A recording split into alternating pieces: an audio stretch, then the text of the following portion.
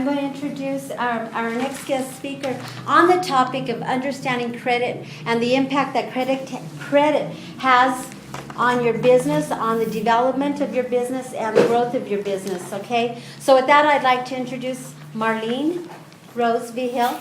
Hello, go ahead. Good evening, how are you all? I'm Marlene Rose-Vigil and I am with Financial Education Services.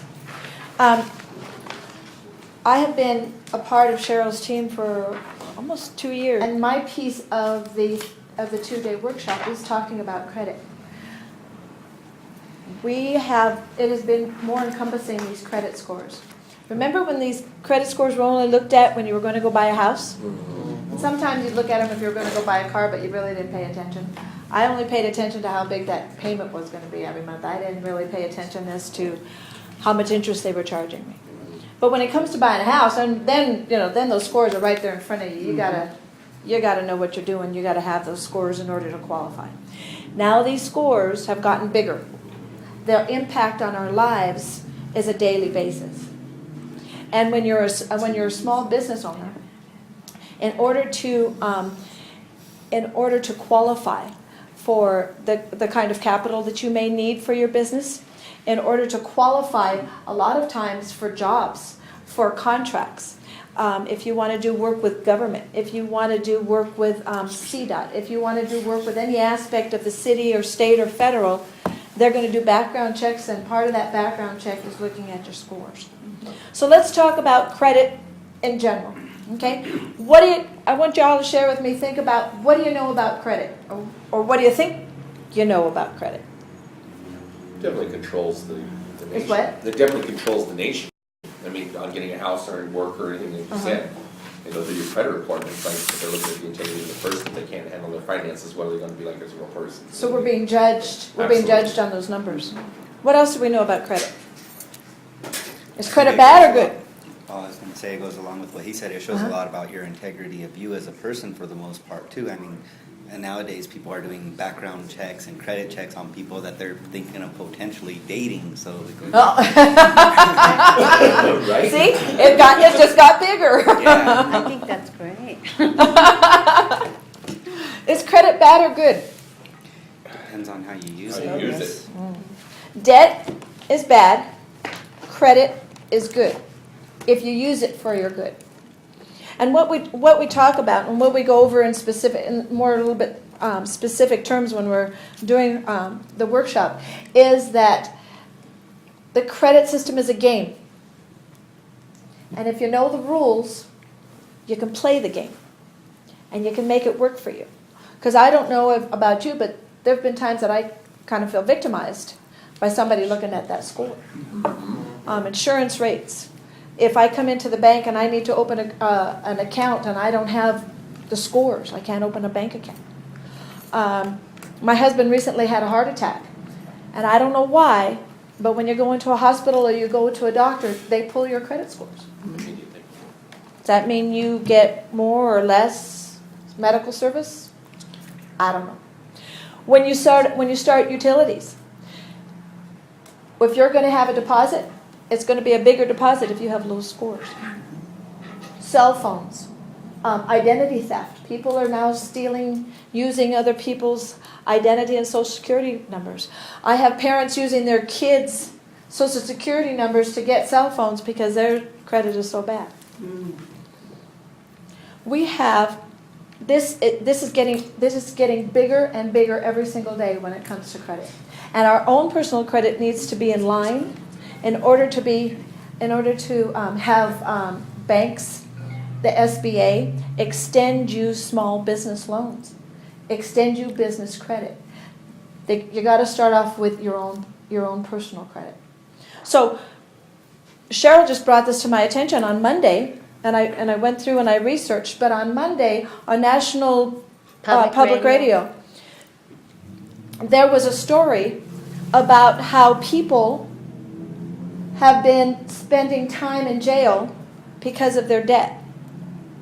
Now, what do they call it? Poorhouses are outlawed, officially outlawed. But it gives this story gave 3 examples of people who had been pulled over for a traffic violation found that there was a warrant out for the individual's arrest because the individual did not show up at a court proceeding in which a debt collector was trying to get a judgment against them in order to get a garnishment. So that the court put out a warrant, and the woman, this particular woman in Illinois, spent 3 days in jail. Her family had to hustle to try to pull $500 together to get her out. That's where it's going. Tickets are now being reported on your credit report. Fines, library fines, are being reported on your credit report. Child support, payment, lack of payment. I'm sure they're not reporting that you are paying your child support, but they will report you paying lack of payment. The 3 agencies, Experian, TransUnion, and Equifax. Remember when they used to be called bureaus? I'm of the mind that they called themselves bureaus on purpose because they wanted us to think that they were part of the government. They're private-owned companies. In fact, Experian is a European-owned company whose headquarters is in Texas. And what they do is they gather information on all of us. Every time we fill out an application, every time your Social Security number is used, every time somebody's doing a background check on you, they're pulling that information. And their business, how they make their business, is that they sell your information. To banks and stuff? Yeah, to vendors, to solicitors. How many of you get junk mail saying you've been pre-approved, you get this insurance, you get that insurance, do this, do that? Write this down. You get 10 points to your credit score tonight when you go home.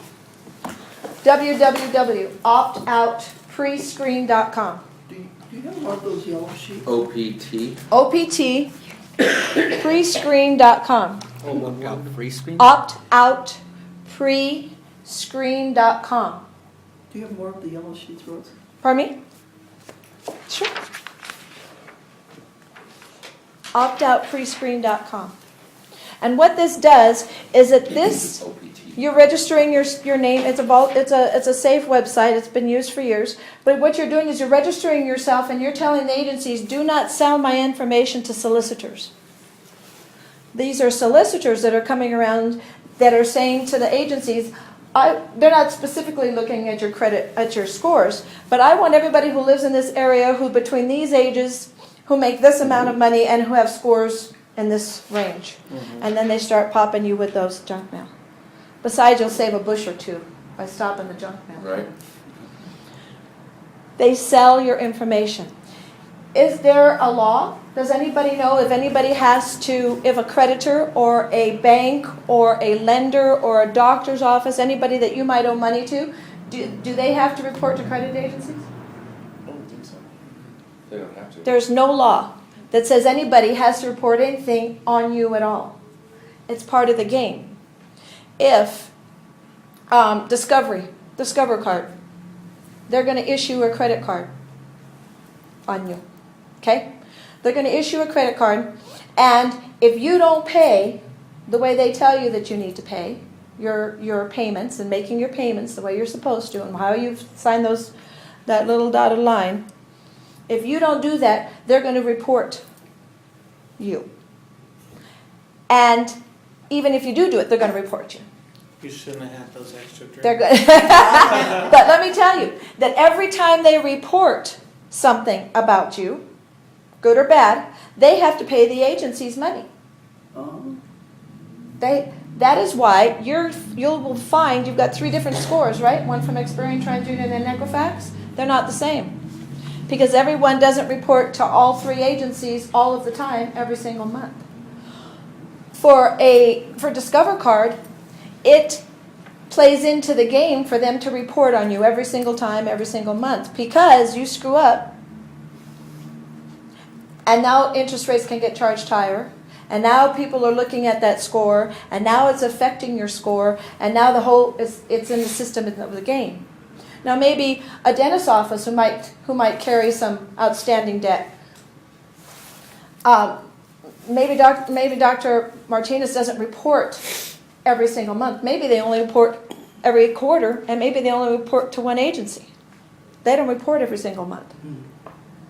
Because it costs them every time they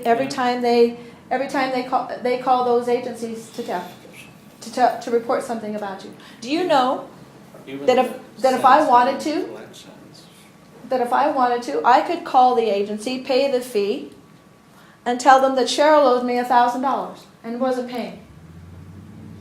Whether it's true or not, doesn't matter. But I could do that. Any of you could do it.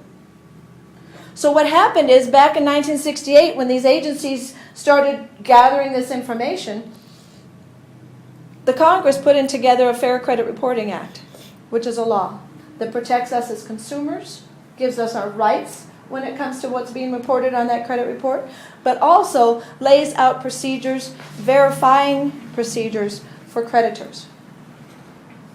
If we know the rules, and you know your rights, and you know how to legally play the game, you can make all of that work for you. They also enacted another law called the Fair Debt Collection Act. The Fair Debt Collection Act has to do with debt collectors, third-party debt collectors. Now, I love doing this because this is one of my favorite parts because I like people to go, oh. I like them to know things they didn't know that they thought they knew. Do you know, according to this law, that nobody owes a third-party debt collector any money? None. Nothing. Fair Debt Collection Act, Section 809. You do not owe a third-party debt collector any money if you handle the situation correctly. Let's give an example. I'm sorry, tell me your name. Larry. Larry? Let's say you and I are friends, and I lend you $1,000. Okay? And you're not trying to be a flake, but something happens and you just can't pay me. And you and I go round and around and round about it. And finally I said, you know what, Larry, I'm through. No more friendship. I ain't talking to you more. I'm done with you. Okay? And a couple of months later, my next door neighbor, where he and I are talking, and he says, I got some money to invest. Do you know anybody who has some uncollectibles? I said, well, yeah, I do. Yeah, I lent Larry over here $1,000, and he didn't pay me any money. He says, okay, I'll give you a couple $100, and you give me Larry's information. And I give him your name, your number, how to get a hold of you, where you live, how much you owe me. And now he starts calling you. And instead of the $1,000, now it's $1,300 because there's fees that you got to attach. He's got his costs. And now he's calling you and he's saying, I'm calling you to collect that money that you owe Marlene. In that personal scenario, do you owe him any money? No. Exact same thing when it comes to a third-party debt collector. Let's use the case of a credit card. When a credit card is issued, do you know that they buy default insurance on those credit cards? Several. Kind of like mortgage insurance. In case you flake out, they got some insurance to cover them. So, if I lose my job and I'm not able to pay Citicorp money on a credit card, and we go round and round and around and says, I can give you $30 a month, but I can't make that $200 minimum payment. Ain't happening. And we go round and round, and finally they close my account, say, I ain't talking to you no more. They've reported me as a charge-off on my credit report, and they're done with me. ABC Collection Company comes along and says, hey, you got any uncollectibles? I said, oh yeah, Marlene over here. They sell them my name, my address, my telephone number, my social security number, my account number, if there was an account number, and how much I owed them. And I have a friend in North Carolina. He gets it on a big spreadsheet. And he starts making the Amana calls. I'm going to call your employer. I'm going to take you to court. Amana. Handled correctly, that's